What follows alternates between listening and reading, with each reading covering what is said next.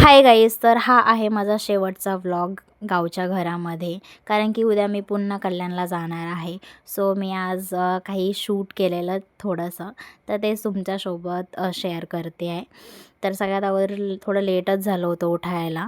त्यानंतर चाय वगैरे बनवला, चाय वगैरे पिले, फ्रेश झाले आणि जेवण बनवलं. त्यानंतर मग मी पण केळं आणि दूध घेतलं कारण की माझा उपवास होता.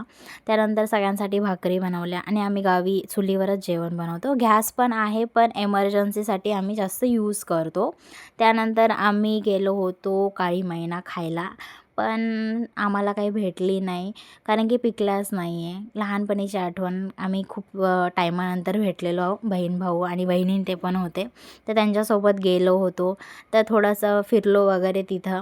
त्यानंतर मी घरी आले आणि झोप काढली कारण की मला ना खूप जास्त थकवा आला आणि गावी ना खूप खतरनाक ऊन आहे यार. त्यानंतर सगळ्यांसाठी चाय बनवला, तर सगळे मस्त गप्पा मारत होते आणि खात पण होते चाय बटर वगैरे.